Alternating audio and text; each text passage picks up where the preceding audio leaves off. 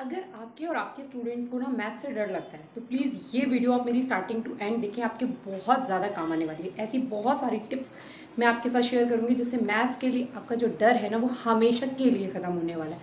अब भाई वो क्या है? सबसे पहली बात, मैथ से डरते क्यों भाई? न्यूमेरिकल्स से। आप उन्हें न्यूमेरिकल्स क्यों सोचते हो? आप ये क्यों नहीं सोचते कि जो कुछ मैथ में पढ़ रहे हैं ना भाई उससे प्रैक्टिकल चीज़ जो है वो इस दुनिया में हो ही नहीं सकती। मैथ्स इकलौता ऐसा सब्जेक्ट है जो बिल्कुल रियलिटी बेस्ड है, यानी पूरी दुनिया बनने से लेकर उसके अंत तक हर चीज़ में मैथ्स का यूज होना है। मैथ्स एक इकलौती ऐसी चीज़ है कि अगर रोटी जो हम गोल बना रहे हैं ना घर में, तो वो गोल उसकी शेप जो है सर्कल शेप, वो भी मैथ्स का पार्ट है। अगर हमारे हाथ में 5 उंगलियां हैं ना और इन 5 उंगलियों को हम काउंट कर पा रहे हैं ना भाई, तो ये काउंटिंग भी जो है वो मैथ्स का पार्ट है।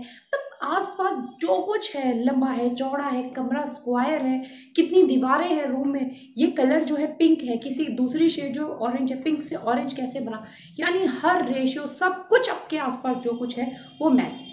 बस ये मान लीजिए कि मैथ्स के कॉन्सेप्ट्स को चुरा चुरा के हिस्ट्री बना ली, सिविक्स बना ली, ज्योग्राफी बना ली, कॉन्स्टिट्यूशन बना डाला, सब कुछ मैथ्स से बना है। यानी जो व्यक्ति इस सब्जेक्ट में इंटेलिजेंट है ना, जो व्यक्ति यहाँ पर मेहनत कर लेता है, वो बाकी किसी सब्जेक्ट में जो है वो हार नहीं मानने वाला।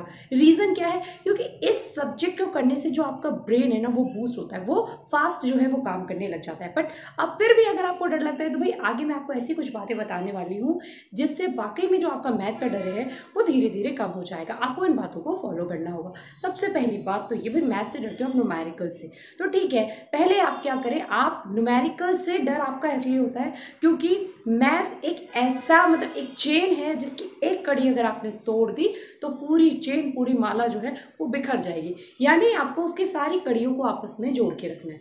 हम लोग गलती क्या करते हैं, मान लीजिए कोई टॉपिक है पर्टिकुलर, वो टफ लग रहा है तो हम सोचते हैं इसे छोड़ते हैं, पहले दूसरा वाला कर लेते हैं जो हमें इजी लग रहा है। पर आप लोग ये भूल जाते हो भाई कि उस टॉपिक का काम जो है वो आने वाले कितने टॉपिक में यूज होने वाला है। और आपने वो वाला कॉन्सेप्ट अगर भूल गए ना, नहीं पढ़ा, तो आगे फिर वो एक भूत की तरह आके आपको डराने वाला है। तो पहले भी उसी प्रॉब्लम को हरा दो, जो प्रॉब्लम अभी आपने फेस किया ना लाइफ में भी और मैथ्स में भी, पहले उससे बीट करो, उसे हराओ, क्योंकि वो प्रॉब्लम आपको बिल्कुल स्ट्रांग बना देगी अंदर से आने वाली प्रॉब्लम से लड़ने के लिए। नहीं, आगे उससे आने जितनी भी परिस्थितियां आपके सामने आने वाली है ना, उनसे लड़ने के लिए आप बिल्कुल तैयार हो जाते हो। क्यों? क्योंकि आपने एक अच्छी खासी स्ट्रांग प्रॉब्लम को पहले हरा के आए हो। तो यही मैथ्स में करना है भाई आपको, कि जो भी आपको टॉपिक जो है वो डिफिकल्ट लग रहा है, सबसे पहले उस डिफिकल्ट टॉपिक को करो। ठीक है, रही बात इंटरेस्ट की, तो देखो मैथ्स इकलौता ऐसा चीज़ है, कभी करके देखना, एक सम जैसे ही सॉल्व होता है थोड़ा सा डिफिकल्ट होना और उसका आंसर निकला है और आंसर मैचिंग में बिल्कुल करेक्ट हो जाए, तो अंदर से निकलता है यस यस कर लिया, यानी आंसर आ गया, कितनी खुशी मिलती है उस वक्त। तो आप कोशिश करिए, एक या दो क्वेश्चन जब आप इस तरीके से डिफिकल्टी लेवल के सही करने लग जाओगे, वो ना यस वाली जो फीलिंग है आपके अंदर भी फिर आई जानी है।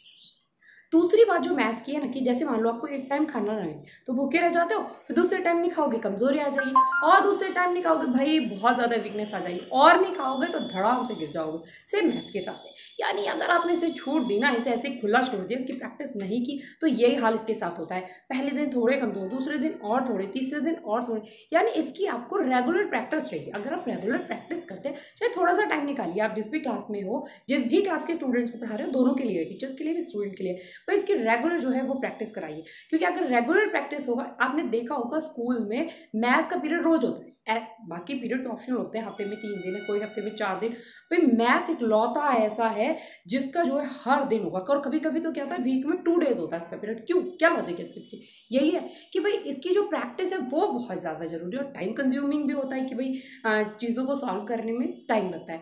और ना मैथ्स में शॉर्टकट मत मारो, शॉर्टकट आगे कॉम्पिटिशन एग्जाम में बहुत शॉर्टकट ट्रिक्स पढ़ने का मौका मिलेगा आपको, बट अभी तो आप ज़्यादा से ज़्यादा ना कैलकुलेशन करो, क्योंकि शापे मैथ्स की हो जाते हैं कि आपने पूरा न्यूमेरिकल सॉल्व कर लिया और एंड में आके डूब गई लुटिया, यानी वहाँ पर कैलकुलेशन मिस्टेक की वजह से आंसर गड़बड़, मतलब मार खा गए ना।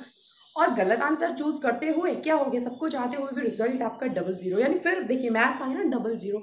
तो भाई मैथ्स जो है उसे हराने की कोशिश करिए। कोई फोबिया नहीं, इससे इंटरेस्टिंग कोई सब्जेक्ट नहीं है, बस एक बार इसमें घुस जाओ, एक बार इसका नशा चढ़िए ना, जैसे दारू का नशा होता है, शराब का, ड्रग्स का, और ये उससे भी खतरनाक नशा है। अगर एक बार इसका नशा चढ़ गया ना, बाकी और कोई सब्जेक्ट बच्चों को दिखता नहीं है फिर। तो अगर आप टीचर है तो इस तरीके से आप अपने स्टूडेंट को इस सब्जेक्ट की इंपॉर्टेंस बताइए, हर सब्जेक्ट से इस सब्जेक्ट को कोरिलेट करके दिखाइए।